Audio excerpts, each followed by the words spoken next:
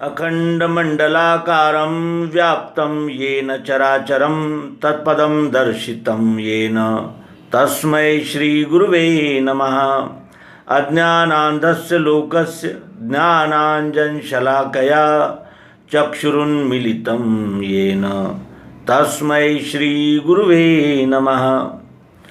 अध्यात्म विश्व विज्ञान यूट्यूब चैनल पर उपस्थित अपने सभी प्रिय पाठक मित्र आचार्य गुरुजन व्यूवर्स शेयरकर्ता और सब्सक्राइबर्स आदि सभी का हार्दिक स्वागत हार्दिक समादर और अभिनंदन करते हैं। मित्रों, किसने क्या करना चाहिए और किसने क्या नहीं करना चाहिए, इसका निर्णय जिसका वो स्वयं करता है।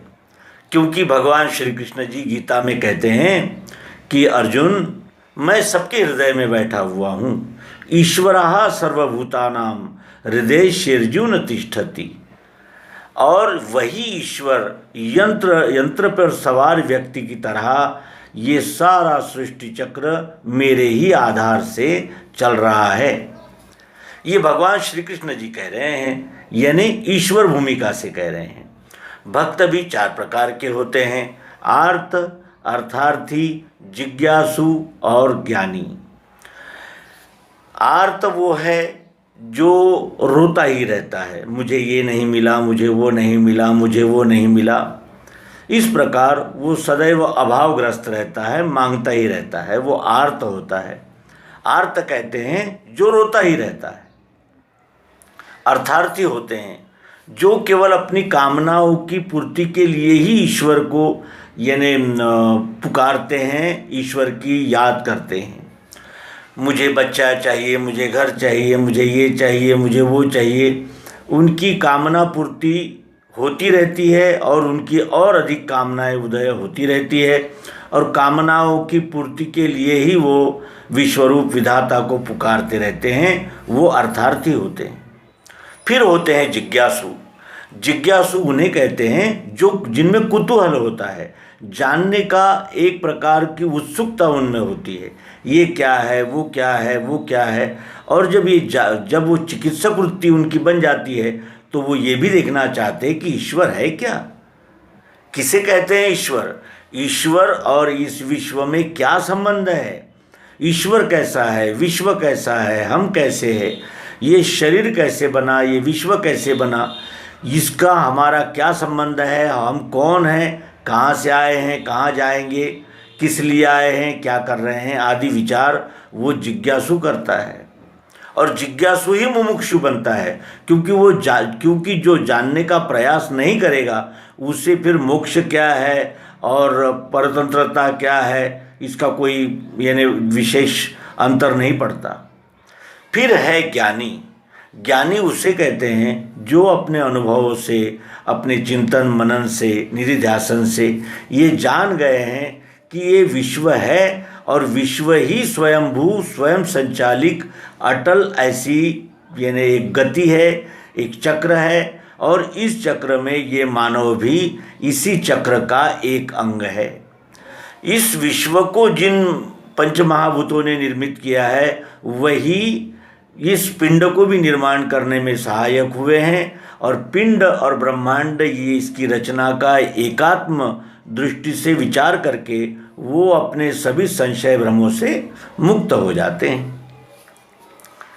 इस चार प्रकार के भक्त है। अब उसमें भक्त तो चारों है, चारों को भक्त ही कहा गया है, लेकिन इन भक्तों में विभक्त कौन है? जो द्वैत रखकर मैं अलग हूँ और ये विश्व अलग है, मैं अलग हूँ और ये परमात्मा अलग है, ऐसा मानकर जो यानी ईश्वर के नाम पर कुछ कर रहा है, वो भक्त है या अभक्त है, इसका निर्णय बाहरी दृष्टि से देखने वाला नहीं कर सकता।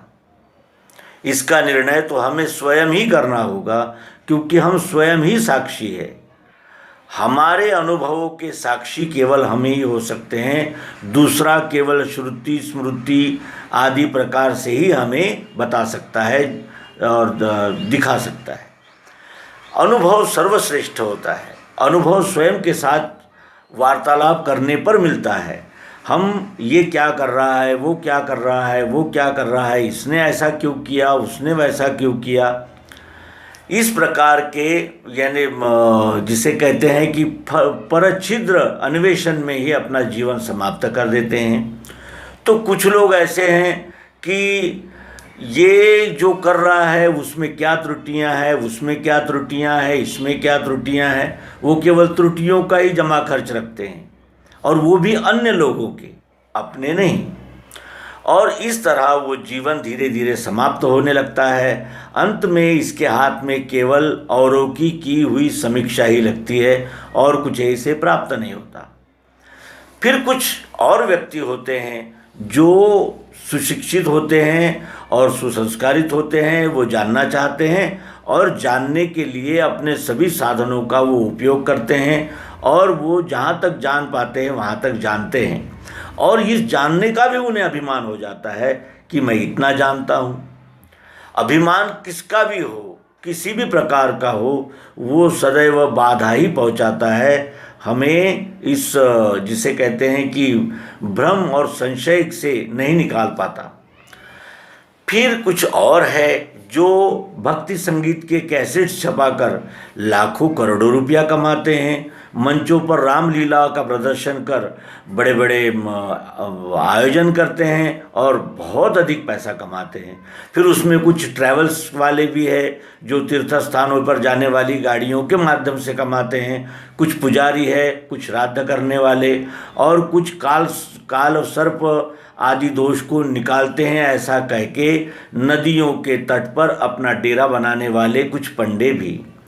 ईश्वर तो एक ही है, लेकिन उसके लिए यानी जो हम है, हमारी जो दृष्टिकोण है या दृष्टि है, वो दृष्टि से ही एक ही ईश्वर अनेक प्रकार से दिखने लगता है, और वो जिसको जैसा दिखता है वैसा जो चाहत, जिसकी जैसी चाहत होती है वैसा उसको दिखता है। पंढरपुर के लिए यहाँ से दूर दूर से वारकरी पैदल चलते हैं और बहुत दूर का रास्ता तय करते हुए पंढरपुर पहुँचते हैं, और बड़ी ही श्रद्धा और भक्ति के साथ वहाँ रखी हुई एक प्रतिमा को दिल भर के देखते हैं। उसमें उन्हें तुकाराम, नामदेव, ज्ञानेश्वर, सोपान, मुक्ताबाई आदि संतों ने देखे हुए परब्रह्म का दर्शन होता है। और उसी जगह कुछ लोग हैं जो पंढरपुर में तो जाते हैं, लेकिन वो उन संतों के मेलों में नहीं जाते, उन संतों के सत्संग में नहीं जाते जिस ज्ञानामृत को पाने के लिए ही इस पंढरपुर नामक यात्रा का आयोजन हमारे संतों ने किया था। यानी संतों ने किए हुए आयोजन का प्रयोजन ही समाप्त हो जाता है। लोग उसको पर्यटन की तरह लेने लगते हैं, और पर्यटन जब हम करते हैं तो फिर उसमें मनोरंजन, नाच गाना और पार्टी और पिकनिक मनाना आदि प्रकार आ जाते हैं, जिसमें हमारे उद्धार का, कृतकृत्यता का कोई भी दिशा निर्देश नहीं होता। और इस प्रकार भी तीर्थ यात्राओं में हम लोग जाते हैं। फिर कुछ लोग तीर्थ यात्राओं में अपने पितरों की यानी जो निवर्तमान सदस्य है उनकी अस्थियां लेकर कोई प्रयाग में जाता है, कोई कहीं जाता है, कोई कहीं जाता है, वहाँ वो कर्मकांड पिंडदान करके लौट आता है। इस प्रकार ईश्वर के नाम पर अनेक प्रकार के कार्य चल रहे हैं और चलते ही रहेंगे, क्योंकि ये 3 गुणों की लीला है, सत्वगुणी, रजोगुणी और तमोगुणी। सत्वगुणी सत्य चाहता है, अनुभव मांगता है। रजोगुणी लोभी, लालची, कामी, कामना प्रधान, और ये सदैव मांगता ही रहता है और कभी हंसता है, कभी रोता है। और जो तमोगुणी होते हैं उन्हें केवल आनंद, मौज, मजा, मनोरंजन और जिसे कहते हैं कि अपने मनमानी वृत्ति के अनुसार पर्यटन और आनंद, उत्सव। इस प्रकार एक ही ईश्वर त्रिपुटी में नजर आने लगता है। दृष्टा, दृश्य और दर्शन, ये त्रिपुटी एक ही वस्तु के 3 भाव है, और ये तीनों भाव जब इकट्ठे आते हैं तभी वस्तु का बोध हमें होता है। वास्तविक वस्तु एक ही है, लेकिन वस्तु को जानने के लिए त्रिपुटी की गई है। एक विभाग है गतिशील, एक स्थिति है, और एक भाव जो है वो दोनों का लय करने वाला नाम। नाम कहते ही रूप और गुण इन दोनों का उसमें लय हो जाता है। अब कुछ वारकरी संप्रदायों में ऐसी प्रथा है कि वहाँ कीर्तन किया जाता है, प्रवचन किया जाता है। और आनंद की बात ये भी है, इस अंक में बता दें हमारे मित्रों को, कि इन्हीं कीर्तनों और प्रवचनों का ही ये परिणाम है कि स्वानंद अपने मित्रों के साथ अध्यात्म साझा कर रहा है। और इन कीर्तनों को जो प्रस्तुत करते थे वे अत्यंत चिंतनशील, अभ्यासु, और जिन्होंने अध्यात्म का अनुभव अपने जीवन में लिया है और अध्यात्म विज्ञान को जन जन तक पहुंचाने में जो संलग्न रहे, ऐसे लोग कीर्तनकार हुए जो हमने देखे। आजकल एक नया फैशन निकला है कि अपने यानी कीर्तनों में, अपने प्रवचनों में उन विषयों को छोड़ देना जिन विषयों के लिए इन प्रवचनों कीर्तनों का प्रयोजन था, और मनोरंजनात्मक और फिर विनोदात्मक, और ये कहते हुए कि 3 घंटे हमारे कीर्तन में से आदमी नहीं उठते, इसका अभिमान रखते हुए ऐसी बातें वहाँ मंच पर, मंदिरों में, उन प्रतिमाओं के समक्ष करना, जिसको करने के लिए सामान्यतः आदमी थोड़ा सोचता है। और ये गलती केवल नए नए वारकरी शिक्षण संस्था आदि संस्थाओं से नए नए पढ़कर आने वाले युवा कीर्तनकार, प्रवचनकार नहीं करते, तो ऐसा वो लोग करते हैं जो अत्यंत विनोदी कीर्तनकार ये प्रसिद्धि प्राप्त कर चुके होते हैं। और उस समय फिर विचारणीय बात ये हो जाती है कि जिन नामदेव तुकाराम का झंडा लेकर हम चलते हैं, जिनका जयघोष करते हैं, क्या उन्होंने दी हुई शिक्षा को हमने देखा है, जाना है, कभी जानने का प्रयास किया है? ये सोचने का समय आता है। फिर इसमें भी कई संप्रदाय है, कोई किसी संप्रदाय का है, कोई अपने अपने गुरुओं के नाम से अनेक मतपंथ संप्रदाय, वारकरी संप्रदाय, भागवत संप्रदाय, नाथ संप्रदाय में भी चल रहे हैं। कोई दशनामी अखाड़ा है तो कोई पंचनामी अखाड़ा है, तो कोई किसी मंत्र को लेकर चल रहा है, तो कोई किसी मंत्र को जाप करते हुए हवन करने की विधियां सिखा रहा है। अध्यात्म ये कर्म कांड में फंस जाने से उस ईश्वर से हमारा योग नहीं होता, और जब तक योग नहीं होता तब तक प्रमोद, मोद प्रमोद नहीं हो सकता, जीव कृतकृत्य नहीं हो सकता। और इसलिए ज़रूरत है सच्चे ज्ञान की, सच्चे विज्ञान की। ज्ञानदेवा प्रमाण निवृत्तीचे निधा विज्ञान, ज्ञानदेव को निवृत्तिनाथ ने दिया हुआ विज्ञान प्रमाण है, यानी वही विज्ञान वो सत्य मानते हैं।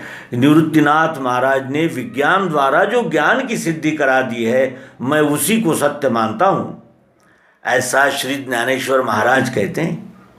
तो क्या वो यही विज्ञान था?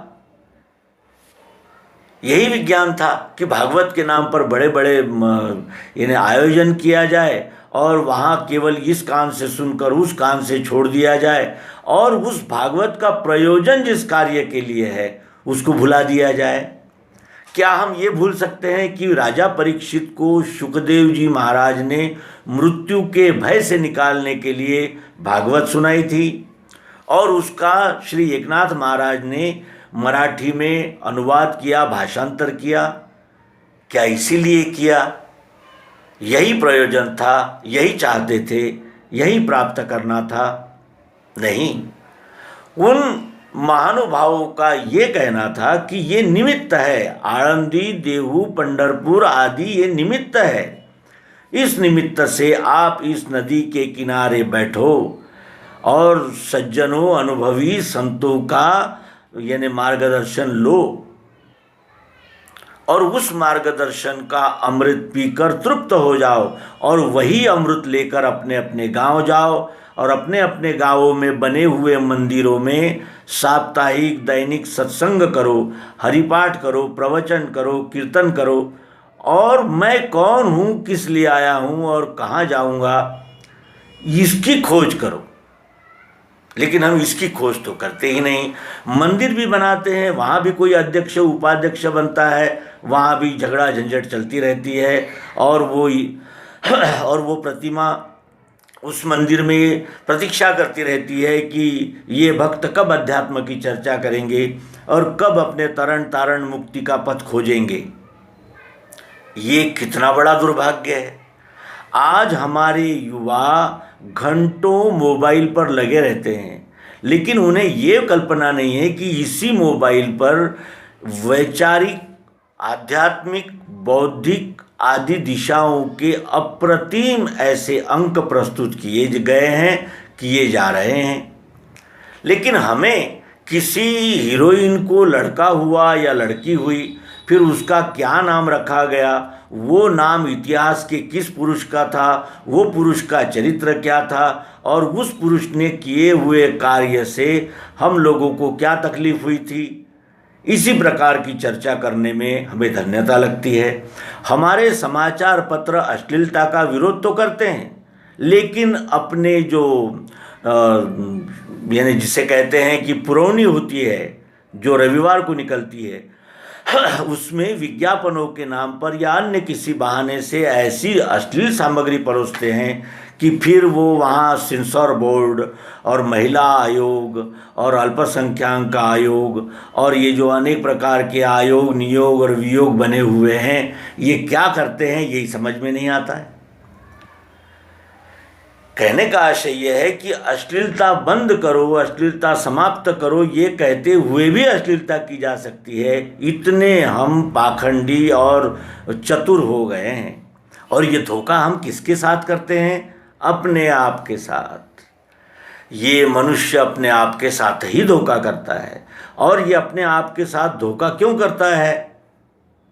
कोई भी ये साधारण प्रश्न है कि अपने आप के साथ ही धोखा क्यों करता है।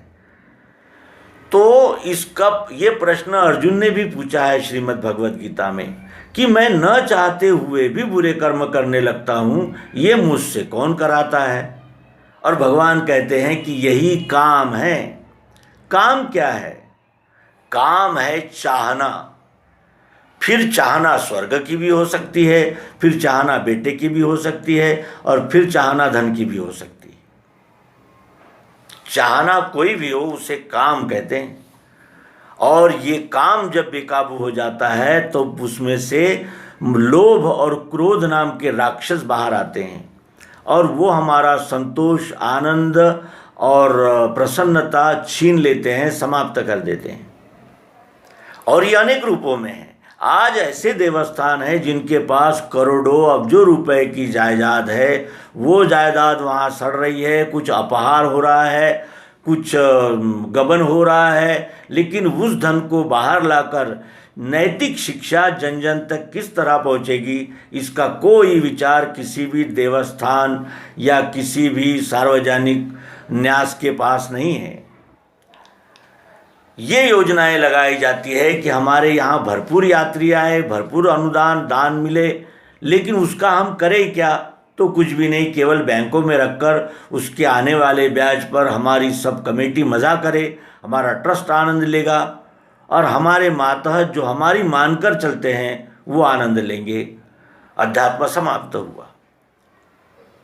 हम कौन से संत के पास जाते हैं, उस संत ने कौन सा संदेश दिया है, उसका उपदेश क्या है, उसने कौन सा साहित्य निर्माण किया है? ऐसा तो नहीं है कि वो जिसे हम संत कह रहे हैं वो कोई मतिमंद, कोई पागल था और कुछ भी यानी हरकतें करता था। उसके मरने के बाद हमने फिर वहाँ उसकी समाधि बना ली और फिर वहाँ हमने उत्सव मनाना शुरू कर दिया, और वो उत्सवों में केवल उस महात्मा की आरती का गायन और उसके नाम से प्रसाद खाना और मेला लगाना, क्या ये अध्यात्म है?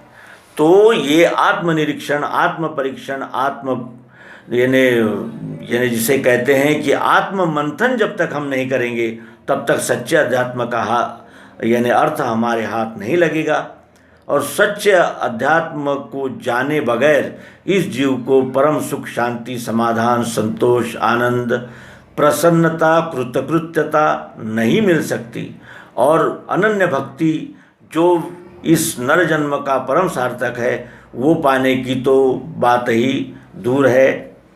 इसलिए इस स्वानंद संबोधन में अंत में अपने सभी मित्रों से प्रार्थना करते हैं कि वो ये प्रयास करे कि सत साहित्य का प्रसार हो और जो भी यानी सच्चे अध्यात्म को प्राप्त करने में बाधाएं निर्माण करता हो या अनेक प्रकार के विवाद निर्माण करता हो उसका अवश्य ही बहिष्कार किया जाए और ये सब अपने अंतरात्मा को साक्षी रखकर हो, किसी राजनीतिक जातीय या भाषिक समीकरणों से सत्य न निकले। सत्य मानव के हित के लिए मानव के हृदय में बसे हुए ईश्वर का निर्णय ही हो। ये कहते हुए इस अंक को विराम देंगे। आपने दिए हुए सहयोग का हार्दिक धन्यवाद और आने वाले समय में भी आपका आशीर्वाद, प्रेम और सहयोग, समर्थन प्राप्त होता रहेगा। इन्हीं शुभ अपेक्षाओं के साथ नर्मदे।